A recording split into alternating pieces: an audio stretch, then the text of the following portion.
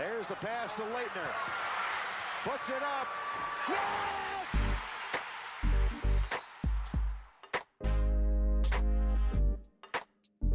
Hello, everyone.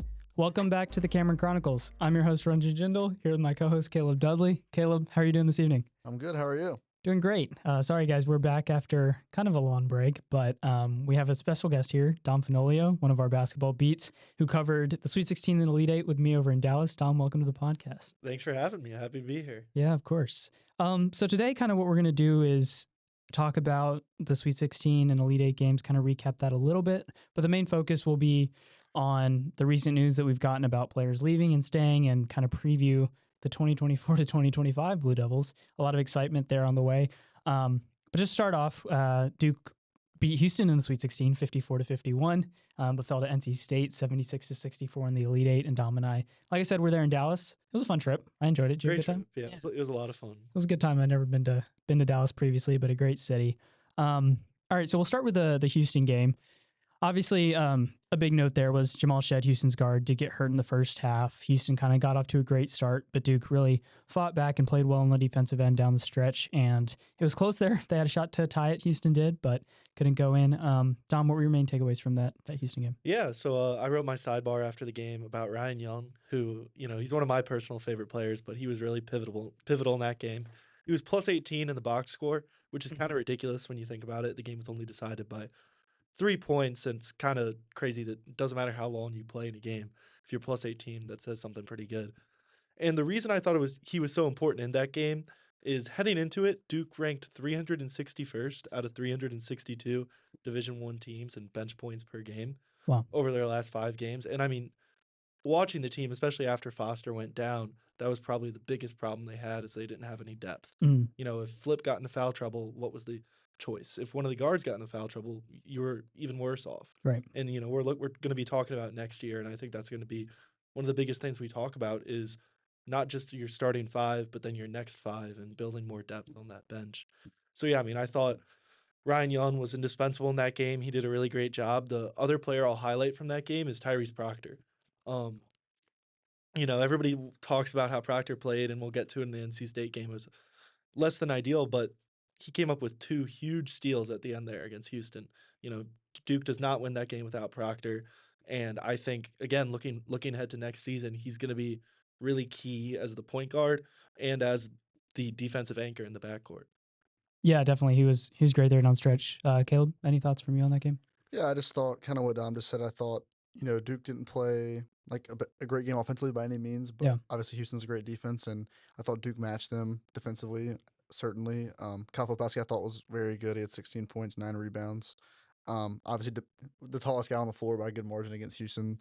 They don't have like a true center or anything, but I thought, I saw the stat, I think we all saw it during the tournament, that Duke hadn't won a game against a higher seed since like 1994 or whatever it was, and I think, that stat definitely has some caveats to it, because Duke's usually just a very high seed in general, but I thought for them to get that kind of marquee win under Coach Shire was big. Yeah, I agree. I think it was, what I was most impressed by is like Duke really got kind of punched in the mouth to start. Looked really discombobulated. The first 2 or 3 offensive possessions were turnovers, I think, and it was like guys like Roach who were throwing it way out of bounds, and they were nervous to start. I mean, understandable, Sweet 16, but Shire took that timeout, and I think they're either down 6-0 or 8-0. It was 8-0. Yeah, 8-0. And I kind of asked Shire after the game, like, what did he say in that timeout? And he was like, it was kind of like deja vu to the Texas Tech game in the Sweet 16 a couple years ago. But I thought they really calmed down, really responded. Even before Shed got hurt, there was a difference in momentum, and Duke kind of matched the physicality there of Houston, especially with Flip, like you said, Proctor. Young had a nice dunk in there. Dom was, through contact. Yeah, Dom was excited for that one, guys. That was a good one. But yeah, just really, really tough, really mentally tough game for the Blue Devils, and a great win against a really good team. So, yeah. Duke moved on to the Elite 8, but NC State Cinderella just kept going. Lost in the ACC tournament to the Wolfpack, who won the ACC tournament and got all the way to the Final Four, defeating Duke 76-64. DJ Burns was phenomenal.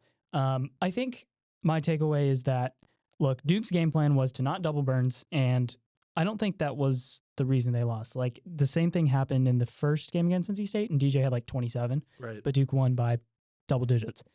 my sidebar was just kind of like, look, Duke had a bad shooting game. It happens, but just Duke was really bad from the field. Proctor was 0 for 9. The guards just couldn't really shoot outside of McCain there at the end. And the defense faltered at the end when, they were trying to get like the full court traps, and NC State was able to kind of get dunks at the end. So the score is a little bit higher than it actually was throughout the pace of the game. But I thought the defense for the most part wasn't that bad. Burns got his because he's a phenomenal player, but they really limited NC State from deep, and that was kind of the game plan. So I think it was just a matter of Duke didn't make their shots, and NC State did to an extent. But yeah, what were y'all thoughts on? Yeah, I mean, I was looking back at it the other day, and you look at the end of the first half there. Duke took a 6-point lead, I think it was, in halftime, but it probably should have been a lot more. NC State came up with a couple of key buckets at the end of the half, and they kind of closed the first half on a big run that gave them a lot of momentum heading into halftime. I think Duke probably should have been leading by double digits heading into the locker room. And I think when you're playing a Cinderella team like NC State, you give them an inch when they're going into the locker room, gets them fired up, they'll take a mile. And, it was, bad things made worse by having a terrible shooting night, like you said. But, after the first 5 or 6 minutes of the second half, I was sitting there watching the game thinking to myself, it's over. And it was like a 5-point game. So that's just a tough way to go out. I don't think it says all that much about the team or the team's makeup. I think directly after their game, there was a lot of criticism about the team and, things they should have done, things they could have done. I don't think that's entirely fair. Shire said this, and it went a little bit viral. It was retweeted and things. He said, you should never punish or get upset about a team for losing in March Madness because there's only one. Only one, yep. And it's a great point, and it hurts when you lose to a team that you've played 2 times already. It hurts when you lose to a team that's a few miles down the road and a team that you're a better seed than, you're favored to win. All of those things hurt, but think about how much it hurts for Houston, Yeah. I also say just give credit to NC State's defense. I mean, throughout the tournament, they just made teams look ugly on offense. Even Purdue in the Final Four, one of the best, if not, top 2 or 3 offensive teams in the country, looked stagnant. And it was interesting because I asked Jeremy Roach and Jared McCain about it afterwards. And they mentioned the switching really threw them off, which was interesting to me because NC State sometimes played Burns and Middlebrooks, 2 bigs, and they would switch sometimes. And usually that can create mismatches for the guards, but I think that just led to a lot of isolation ball and just not a lot of ball movement. And so sometimes that works, especially on the mismatches, but it can lead to ill-advised shots, and I think that's kind of what happened. But NC State just played great defense throughout the tournament, and even in the Marquette game, me and Dom were sitting there watching the Marquette game in the Sweet 16 before the Houston game, and Marquette missed a lot of open shots, but still there's a reason for that to some extent, and I think NC State just played really good defense throughout the tournament. So credit the Wolfpack. Caleb, any thoughts on that game? Yeah, I think we said, I guess maybe texted one of you when you were in Dallas and said, as long as Duke doesn't shoot like Marquette, they should, I remember that. They should be able to win. And they shot like Marquette. But I will say, shout out to Jared McCain. Obviously, we'll talk about him in a minute, but he played all 40 minutes. He was 5 for 11 from 3, 11 for 11 from the free throw line. Thought it was his best game he had while he was a Blue Devil. Now he's going to the draft. And, with Proctor was 0 for 9. Flip struggled. He was 3 for 12. For a freshman to be able to carry the load like that in the elite game was really impressive, and just a nice way to cap off his impressive freshman year. Yeah, he was phenomenal. It was heartbreaking to see him there at the end. But you mentioned that, alluded to him going to the NBA draft. We got a lot of news this past week about the team, so we'll talk kind of about next year's team right now. So just as a quick recap, so we have Filipowski and McCain have declared for the NBA draft. Mark Mitchell, Jalen Blakes, and Christian Reeves have entered the transfer portal, and Tyrese Proctor and Caleb Foster have said they're staying. Foster, we're pretty sure on. We were recording this Sunday night, so if anything happens Monday, we won't have that here. So still waiting on Jeremy Roach's announcement, and a couple others. Obviously, got a big recruiting class coming in, led by Cooper Flagg. We'll talk a little bit about that in a second. But also, I think Shire might go after some transfers there. So we'll see how the makeup is of next year. We'll just start with transfers. Dom, is there anyone that you're looking at in the portal that you think Duke could add to its roster to bolster it for next year? Yeah. So the name that I saw, and we were talking about him during the Final Four. Really, Purdue was Ranjan's team. He picked them to win it all, and I wasn't really a fan throughout the run for whatever reason. I kind of found myself being more of a fan of Purdue the further along it got in the tournament. But Mason Gillis is a name that I really like. Mm-hmm. I think he can really provide some depth in the front court that Duke needs, and I think the way he does it is exactly the type of way that it works in today's college basketball. Hey, look at Harrison Ingram for UNC. I don't know if Gillis can be that type of impact player. I don't know if he'll play that many minutes, but he can stretch the court. He has a 3-point shot, and really one of the biggest criticisms from this year's team was that we didn't have that stretch 3, that stretch 4. Mark Mitchell's shot didn't quite develop the way people wanted it to. So I think Gillis is a name I would love because I do think we have a lot of front court depth coming in, but he would be an experienced piece. He's a senior right now, so he'd be a graduate student, and he'd help stretch the court. Yeah, I agree on Gillis. Caleb, you mentioned a name last week from Stanford. That's kind of trending a little bit. To kind of start off, I guess just to kind of set what I think Duke is looking for. I think Dom just mentioned another guard. Obviously, with Blake's gone, a veteran guard would be nice with all the freshmen they have coming in. And then Dom just talked about stretch 4 as well. I think that's definitely probably the spot they're looking for, especially around flag, which we'll talk about. They need to surround him with a lot of shooters. And then finally, I think maybe looking for a veteran center.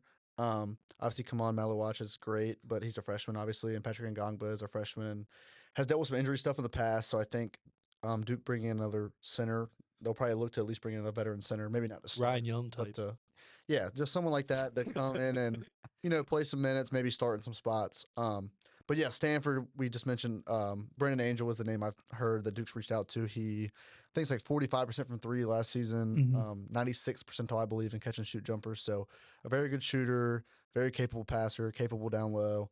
So I think someone like that can maybe start in some spots while the freshmen are getting up to speed and also be the very good 6-man off the bench is something Duke could look into. Yeah, Angel's great. I think he's produced more and he's just improved in every single year, which has been impressive. His shooting numbers have gone up. He's also great at using his body down low and can finish and can score. Stanford's got some guys, man. I was looking at their team, but yeah, Gillis and Angel would both be great additions. Yeah, and then I just wanted to go off what Caleb said about Malawach. I think, we watched that game today that Flag and Malawach both played in, and obviously Flag did great, and a lot of people were less pleased with how Malawach played. And to me, it kind of reminds me of how Derek Lively was coming in.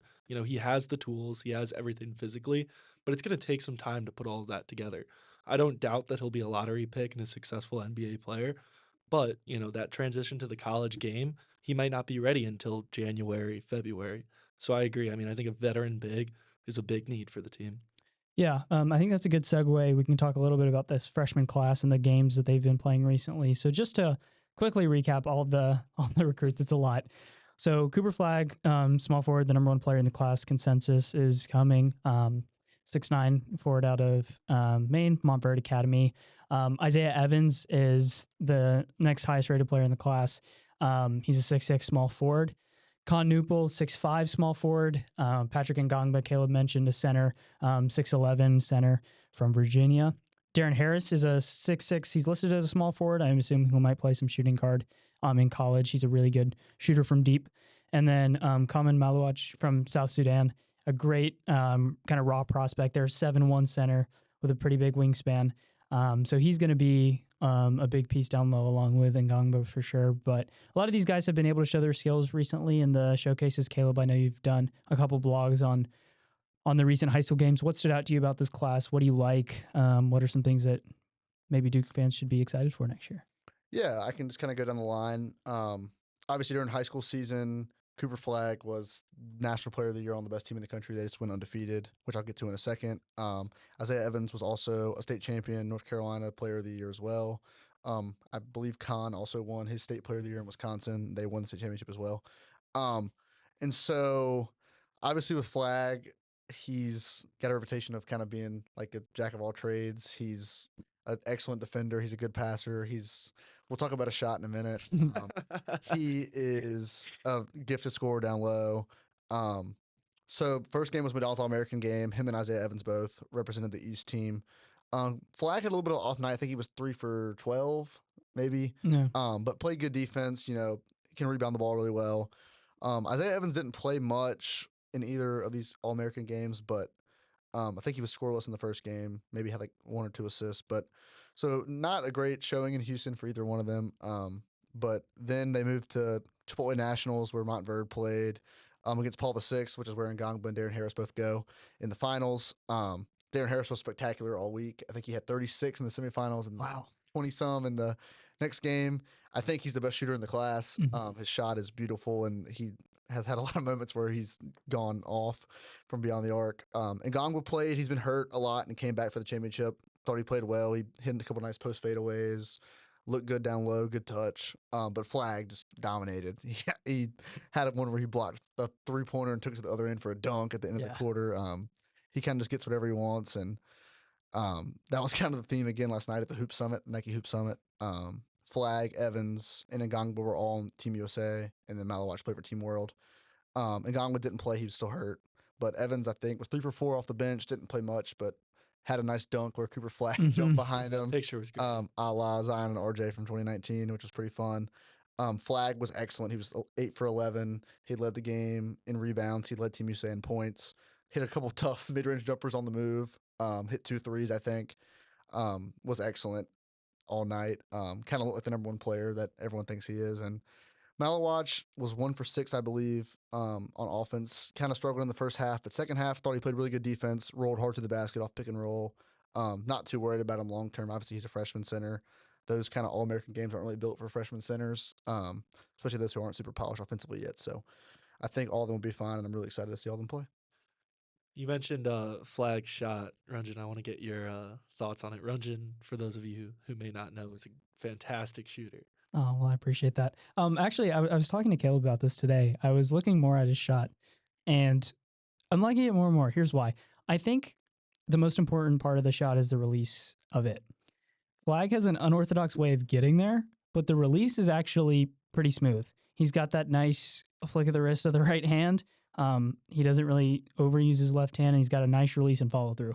The weird part is how it gets there. But, you've had players that have interesting ways of getting to their shot pocket, but as long as you can get there and release it smoothly, like we're talking about Jimmer Fredette had like a weird one kind of.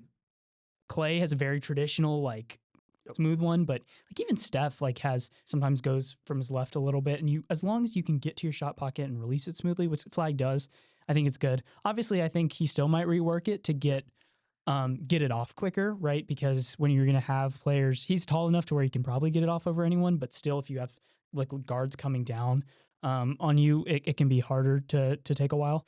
But I think he's also got swagger, man. Like that, Yeah, I love that. That confidence can help you out, even if your form's not all the way there. But I initially was a little bit skeptical, but I like his release. That's kind of my assessment there. Yeah. I don't know. What are your thoughts on Flag as a whole?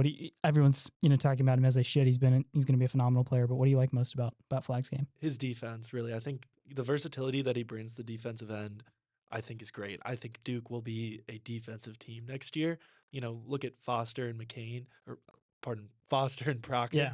In your backcourt, both of those guys are 6'5", long arms. Proctor's already established as a premier defender in the ACC, and I think Foster's well on his way. Malawatch finally have a rim protector. That's another big criticism of this year's team. Malawatch is a rim protector like Lively or Mark Williams, And then Flag is kind of that Swiss Army knife. He can guard your best player like Mark Mitchell did, but hopefully he can have a little bit of a better shot if you're right about him. So I'm really intrigued to see how Flag develops as a defender. Mm-hmm. And I think Shire will get to work right away over the summer.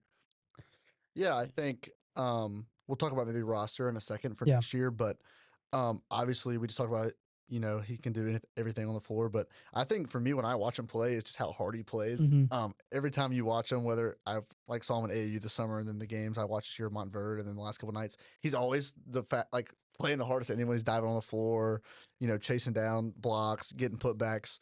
So I think for a freshman to kind of have that level of intensity right away will be huge for a Duke team that's still going to be pretty young. Obviously, we talked about the shot. I think it'll be fine. I don't think he'll be shooting like 6 threes a game or anything, but I think he's very capable. It'll be interesting to see. I don't think he'll average like 20 points or anything as a freshman, but I do think he'll maybe be a preseason All-American as a freshman and probably average like 12 points, 8 rebounds, and like, I don't know, 4 or 5 assists. That'd be great. And he's one of the best help side defenders I've seen in high school, like watching the games. He comes down with some crazy blocks. So I think, like you said, the defense will be very impressive next year. Yeah, you brought up his intensity when you were going through the resumes of all those recruits. It reminded me, Shire places a big emphasis on winners. He tries to recruit guys who win state championships, not just the individual accolades and the top recruits, but guys who are proven winners. And I think that's something that's really important and something that, a lot of people might look over. The fact that Cooper Flagg went undefeated, that Isaiah Evans, Darren Harris, these guys were so successful. Con Newpel was so successful in Wisconsin. I think that says a lot about the character of these guys. You're talking about the intensity they play with, and I'm excited. Hopefully they keep winning at Duke. Yeah, it's a great class. Now we can kind of talk about how the roster is going to look. I guess for today's purposes, we'll say we don't know what Roach is going to do, but we can say, let's just say for today, like he's moving on. Let's just say that if he comes back, obviously that would be great for the team, but let's just say that. So the backcourt right now looks to be Proctor and Foster. And I'm curious what you guys think of that, because obviously this year, both of them, Foster came off the bench and both of them kind of played as the point guard ball dominant role. So it'll be interesting to see how they play together. Like, I wonder if he starts them, but kind of doesn't play them together a lot. Yeah. Shire does that and like plays more Harris with Proctor or Foster, and like maybe some Con with the others. Depends on if they get a point guard out of the portal. But I know, like, I don't know. It'll be interesting to see, but I don't know how much they're going to play together because they're so ball dominant. But they are both great. They're long. They're good at defense. They play hard, and hopefully they can play well together. To me, I think I agree that they're better probably playing separately, but I think in order to do that, you need to make sure that Caleb Foster isn't the third best three-point shooter on your team. Because if he is, then he's going to be starting. You're hopefully going to have Proctor, Foster, get some transferred. So you're starting. You always want 3-point shooters on the court at the same time. You have Evans, you have Darren Harris maybe as that 3. I think the goal is to find, we've talked about a stretch 4, we've talked about a combo guard, we've talked about these guys in the portal. I think 3-point shooting is what they should be looking for in Coach Shire and Duke. I think if you can surround these guys with as many shooters as you can, it opens up so much more versatility. For sure. Yeah, I really think Evans can be that guy. I know we talked a lot about Flagg, and Evans has kind of had a quiet-ish past couple of weeks in the high school, like these All-American circuits, but he's just, he's a pure scorer, man. That boy can score. If he wanted to like say what's the perfect like prospect, 6'6", he's got a great shot. He can handle the ball pretty well. He'll need to maybe bulk up a little bit, but that'll come with time. And I think he can be that guy that scores in bunches and can get hot. So hopefully he can stretch the floor. And we'll see. We could have a really tall lineup for the Blue Devils, but he could be that guy. Caleb, what are you looking at when you look at next year's roster, possible lineups and stuff like that? Yeah, we just talked about Proctor and Foster. I think Foster can play the 2 guard without much of a problem. Obviously, he'll have probably a whole offseason of like practicing that role as well here at Duke once his foot gets all the way healthy. And I think out of all the guards from last year, like Foster loves the drive, and I think that's going to be very valuable at the shooting guard position. He doesn't have to have the ball, just kick it out and then either let him hit a 3 or let him drive it in. The thing I'm looking for, honestly, is whether they do 3 guards that they did this year or they put Flagg at the 3.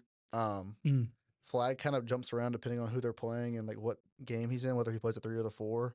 Obviously Malawatcher and Gamba will play center. But I think like a lineup of Cooper Flagg, Sean Stewart, and Kaman would be very interesting. Defense on that one. Obviously, yeah. So obviously the defense there is outstanding and the athleticism is off the charts. Obviously Sean is not a great shooter as it currently stands. But Malawatch is very capable from the limited times I've seen him play, and Cooper Flagg is capable, and then Foster and Proctor obviously are as well. But then I also think they could do like a, Proctor, Foster, Mason Gillis, or somebody like that, or like Khan or whoever. Yeah. And then Cooper Flagg and Kaman. So I don't know how it'll work out. And obviously TJ Power as well, if he stays. Obviously we're waiting on him and Sean to announce or I guess not announce. I don't know how they'll do that. They probably won't announce. Yeah, Yeah, won't announce I it. doubt they would Yeah. announce if they're Yeah. staying. So I guess just waiting on them to see if they announced that they're transferring. And obviously we don't know how things will shake out. They could get a couple transfers and then push somebody out like that. Things could obviously change, but I think a lineup, if I had to guess right now, is Proctor, Foster, Flag, transfer, Hmm. Malawatch, and then Sean, 6-man maybe. Interesting. I think. And then I think, I don't know, backup. I mean, looking at it, they're gonna have to get a backup point guard. Yeah. Unless they're gonna do what you just said, Ranjan, which they Right. definitely could. But either way, like a third ball handler would be nice. I don't think Khan can. I don't know. He could try it, but it'd be a big. Yeah, no, I feel like, I mean, NBA teams do that. I I feel know. like you see it less in the college game Yeah. of like 2 players start and then they kind of Yeah. rotate out because that's not really how rotations work as much in college. But yeah, I don't know. I'm curious to see the center battle too. Like, I know we're saying, Common could start, and I think he very well could, but I'm curious to see how an offseason of Ngongba and Malawach do, and like maybe one of them emerges over the other. And I mean, they're different players, obviously. We could see Ngongba start, but maybe whoever doesn't start, if they get some bigs, takes a red shirt or something. I don't know. We'll see. But it's definitely going to be good to have that front court depth, because I think one of the things that we saw this year was that you had Stewart, Young, and Power, but like one had a good game occasionally, but they could never really put it all together. And, Dom mentioned the lack of bench points this season. I think with the depth this year, that might be less of a problem, but definitely depends on the portal and the gets there. I will add like 2 more things. I just thought about first of all, Malawatch. We'll see about the summer because he's playing the Olympics, which will be, I think, very good. That's a good for him. point. Play Yeah. against- they're playing Team USA in their pod. He'll play against Joel Embiid and Anthony Davis, which will be pretty cool. Good experience, yeah. For 18-year-old, and he's played like them in like the FIBA World Cups and stuff in the past for South Sudan. So we'll see, how quickly he can get caught up in Duke's system, which will be a big thing. And then obviously we didn't really talk about it, I guess, but like if they bring in another center, I think I can easily see like they've reached out to like Zedke from Ohio State. I could easily see him like starting like Ryan Young did at times, Right. just to kind of have a veteran presence in there. Yeah. One thing that I was going to add, that I think part of the reason the bench struggled this year is because the top 6 guys, I'm going to include Foster with that starting 5, had a very distinct offensive identity. And as soon as you brought in Ryan Young off the bench for Filipowski, all of a sudden you couldn't run things the same way you could. If you bring in Sean Stewart for Mark Mitchell, he's not quite the same driving threat, so he can't catch the ball on the perimeter the same way. When you bring in Jalen Blakes for one of the guards, all of a sudden you're losing a shooter on the perimeter.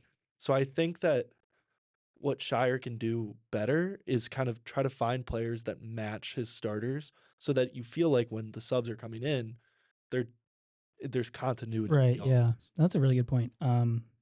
We should see for that next year. But yeah, we're awaiting news. Obviously, things can happen any moment. But definitely an exciting season ahead for both the men's and women's team, because Carol Lawson's got things cooking over there. Another great recruiting class for Lawson, top 5 class, led by Toby Fournier and Ariana Roberson. Hopefully a lot of returners. We haven't heard anything yet from that team, but they were a young team last year that went to the Sweet 16, really improved over the course of the year, so they should have a great year as well. We have a lot of content for this offseason up on the website. I'll have a column coming out about Shire's leadership and how this tournament was kind of indicative of his leadership. I think he's done a great job in year 2, really getting the respect of the players, and it was evident by their statements all throughout March Madness that they really love and respect Shire. So that'll be up. And then Caleb's got a lot of great work about the high school tournaments this weekend, and we'll have off-season content previewing the freshmen and a lot of good stuff about that. But Caleb, this has been a really fun run first season of the Camera Chronicles. Thank you so much for doing it with me. It's been a good time. Of course. Yeah, thank you, man. Thank you guys for listening. I've really appreciated it. I hope you guys have enjoyed this season of Blue Devil basketball. It's been a great year. Dom, thank you for joining us on this last episode. Thank you for having me. Yeah, of course. Hopefully, you guys can check out our content on our website and have enjoyed the season. We'll be back sometime soon. Also, I'll just plug our football podcast, the Blue Devil Blitz. We'll do the first episode of season 2 of that after the Spring game coming up. Yeah, spring game is this weekend. So we'll be back for that. So no off season for us, but no. Thank you guys for listening. Hope you have a great off season. For Caleb Dudley, I'm Ranjan Jindal. This has been the Cameron Chronicles.